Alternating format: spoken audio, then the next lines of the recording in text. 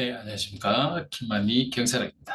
자, 이번 주 사회에 푸느라고 많이 고생들 하셨죠? 기존에 우리가 이 문제를 올려드리고 시간 내에 풀도록 하는 이유 중에 하나가 계속 올려두지 않는 이유는, 이게 계속 올려두니까 모두가 언젠가 볼 수 있다. 이런 생각이 드시는 것 같아서 시간을 좀 제한을 뒀습니다. 그러다 보니까 또 해설과 조금 분리되는 부분이 있었는데, 그 점을 감안해서 이제 김만희 경찰 랜선 스터디 4회부터는 해설을 별도로 이렇게 영상으로 촬영해서 여러분의 도움을 드릴 수 있도록 올려드리도록 하겠습니다. 자, 랜선 스터디, 친구분들도 적극적으로 오시고 이제 100명 다수가 인원이 되면은 주 2회까지도 고려하고 있습니다. 자, 이번 주 4회 우리 중요한 내용들을 한번 체크해 보도록 하시죠. 가볍게 한번 체크를 해보겠습니다. 이건 꾸준함의 목적을 두고 있는 거죠. 자, 보시면은 1번. 자, 경찰청장은 1급 비밀 취급 인가권자다. 요 문제에서 많이들 주는 것 중에 하나가 경찰청장에 대해서는 2급, 3급 비치권을 주고 있죠. 특히 1급 비치권을 갖고 있는 검찰총장. 짜증나죠? 검찰은 1급인데 경찰은 2급이냐? 이 점 감안하시기 바랍니다. 자, 이번에 피치 인가권자는 업무상의 초정 감독을 받는 기업체, 단체에 소속된 사람들에 대해서 소관 비밀을 계속적으로 취급해야 할 필요가 있을 때 미리 청장과 협의하여야 하는 사람에게는 2급 이하의 피치 인가를 할 수 있다. 자, 여기에서 문제가 되는 것은 이 경찰청장과 협의하는 것이 아니라, 자, 비밀에 대해서는 기본적으로 누가 권한을 갖고 있다? 국정원장을 놓치시면 안 됩니다. 비밀 넣으면 항상 국정원장을 기억하고 계시기 바라겠습니다. 3번입니다. 외국 정부나 국제기구로부터 접수한 비밀은 그 접수 기관이 필요로 하는 정도로 보호할 수 있다. 자, 이 문제의 핵심은 바로 이 누가 어느 정도로 분류를 해야 되느냐. 이 분류는 접수기관이 하는 것이 아니라 기본적으로 생산기관이 하도록 합니다. 접수기관이 분류하면 비밀에 대한 요소들이 깨져버리겠죠. 생산기관이 하도록 합니다. 자, 4번에, 자, 문서는 수신자에게 도달. 자, 특히 전자문서 경우에 수신자가 관리하거나 지정한 전자시스템에 입력되는 것, 이거 주의하셔야 됩니다. 입력되는 것. 이거 수업 때도 아주 강조했었는데, 지금 전자문서에 대해서는 입력이 기준이 된다는 거고, 일반적 문서는 도달주의를 원칙으로 삼고 있죠.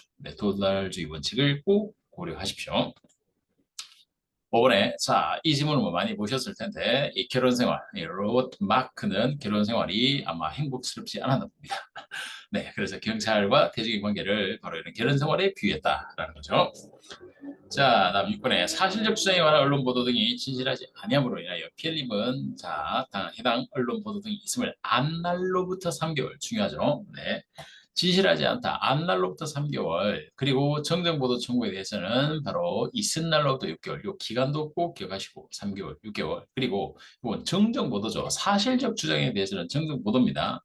요 정정보도라는 것을 꼭 기억하고 계셔야 되겠습니다. 맞는 질문이 되겠죠? 7번에 정정보도를 청구하는 경우에 그 언론사는 고의과실, 위법성 책임을 필요하는 것이 아니며 그 언론사는 언론 보도가 진실하지 아니하다는 것에 입증 책임을 부담한다. 자, 문제에서는 이 언론 보도가 진실하지 아니하다라는 것에 입증 책임을 누가 지느냐라는 건데, 언론사가 하는 것이 아니라 이건 완전 입증 책임 전환될 거고 피해자, 주장자가 입증 책임을 하는 겁니다. 주장자가. 그리고 또 하나 고의과실의 위법성을 필요로 하지 않는다는 것. 이것도 아주 주의해 두고 계셔야 될 포인트입니다. 고의과실을 위법성을 필요하지 않습니다.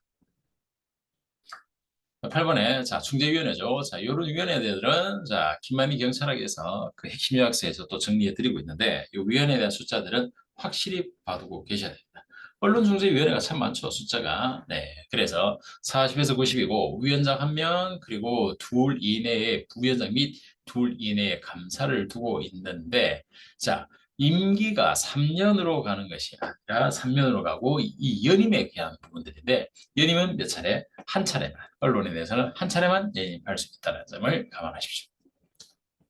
자, 9번에 심판, 국회 국정감사, 국회 예산심판심의권은 사후가 아니라 국회 예산은 다음 연도에 대해서 미리 하는 거니까 사후가 될 수가 없죠. 이건 결산은 사후적이라는 관점과 예산은 사전적이라는 관점, 이 두 가지를 헷갈려 하시면 안 되겠습니다. 자, 그다음 10번에 국가경찰위원회의 주요 정책에 대해서 심의 의결하고 있는 이런 권한. 자, 통제에는 외부적 통제냐, 내부적 통제냐, 공식, 비공식 등 이런 통제를 볼 수 있는데 특히 경찰청에서 이 내부, 외부 통제에 대한 기준을 가질 때 뭘 기준한다고 했습니까?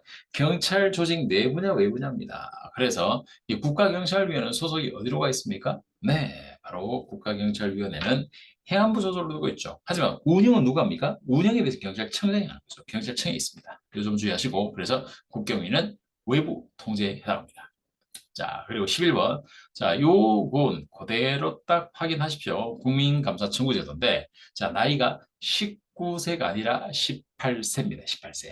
네, 18세로 날아가고, 그리고 이 청구 인원이 몇 명이다? 300입니다. 그러니까 18세 300명, 그리고 어디에? 감사원에 청구합니다. 가끔씩 국가인권위원회 이런 데 들어가면 안 됩니다. 국민권위원회 아닙니다. 감사원에 청구합니다. 감사원에. 또 통제로 간다면 외부 통제가 되겠죠. 12번의 감찰관은 자 다른 기관에 대해서 달아 기관 통보 사건하고 민원에 대한 것을 꼭 구별해야 되겠죠. 감찰에서. 자 그래서 다른 기관 통보는 1개월입니다. 1개월. 민원에 대해서는 2개월이고 기관 통보는 1개월. 이건 꼭 구별하고 계셔야 됩니다. 이런 건 하고 계시겠지만 또 까먹을 수 있으니까 이렇게 랜선 스태드를 토대로 해서 한번 리뷰해 보는 거죠. 자, 13번에 감찰관의 시간입니다. 심야. 자, 요 심야라고 해서 오후 10시부터 6시까지가 아니고 자정으로부터 오전 6시까지. 요 기준이죠. 네. 그래서 시간에 대한 부분 확인되겠습니다. 자, 14번에 감찰부서장은 자, 성폭력, 성희롱 피해 여성에 대해서 반드시 여성 경찰 공무원이 조사하도록 하여야 하고 여기 반드시 여성 공무원이 경찰 공무원이 조사하도록 한다라는 규정이 여기 함정입니다. 피해 여성에 대해서는 피해자 의사에 반하지 않는 한 이게 붙습니다. 네, 반드시 여성 공무원이 해야 된다는 건 아니죠. 네, 요걸 주의해 두십시오. 특히 성비위에 관련되는 것들은 원래 아주 중요한 이슈이기 때문에 꼭 봐두고 계셔야 됩니다. 15번에 자, 국민권익위원회가 신고가 접수된 당해 부당행 부패행위의 혐의 대상자가 자, 경무관급 주의하셔야죠. 부패 혐의에 대해서는 자, 이러한 공소적인 필요성이 있는 경우에 이 위원회 명의로 경찰, 수사처, 공수처 등의 그리고 경찰 등의 관할 수사기관에 고발할 수 있다. 지금 부패인데 이런 거 재량을 주는 거 아니라고 했죠. 당연히 기소로 가야 됩니다. 그래서 고발할 수 있다가 아니라 고발하여야 합니다. 16번에 중앙관서장은 물품관리의 일부를 분담하는 분임 물품관리관은 대통령령으로 정하는 바에 두어야 한다. 분임은 어떻게 하냐? 분임은 둘 수 있다라는 개념이 아니죠. 네, 분임에 대해서 들어가는 것은 어떻게 된다? 네, 분임 물품관리관에 대해서는 둘 수 있다로 해야지 두어야 한다. 기속이 아니죠. 분임 빼버리고 그냥 물품관리관 당연히 두어야 되지만 분임은 둘 수도 있고 안 둘 수도 있고. 항상 기억하십시오. 푸님은 둘 수도 있고 안 둘 수도 있고. 네.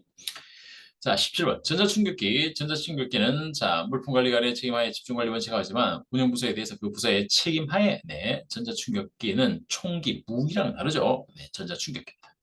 가능하고 18번에 감찰관은 경찰, 검찰, 수사기관으로부터 수사 개시 통보를 받은 경우에는 징계해결 요건자 결재를 받은 해당 기관으로부터 수사 결과 통보를 받을 때까지 감찰 조사, 징계해결 요구 등의 절차. 자, 요 감찰에 대한 부분들인데 수사 결과 통보될 때까지는 징계 의결 요구의 절차를 진행하는 게 아니라 진행하지 아니할 수 있습니다. 이건 재량인데 아주 중요한 재량 포인트죠.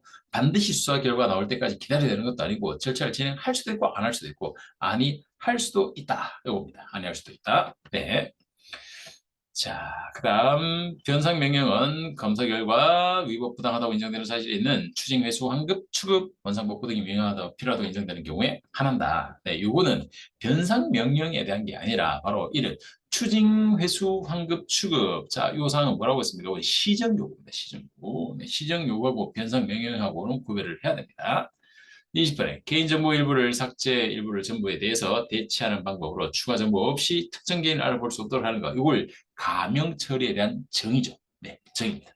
자, 이렇게 4회 바로 김만희 경찰아 바로 랜선 스터디 가볍게 한번 확인 체크해 봤습니다. 자, 했던 부분들을 또 점검하시고 다음 진도 다음 5회차에 또 이어가도록 하겠습니다. 자, 가볍게 점검하시고 5회차에도 많은 응시 바라겠습니다. 자, 이런 자료들을 또 별도로 네이버 카페 팩트 경찰에 올려둘 테니까 항상 계속 점검하면서 경찰학 이제 2차는 정확하게 경찰학 때문에 합격하시기 바랍니다. 끝까지 응원 드리겠습니다. 네, 수고하셨습니다.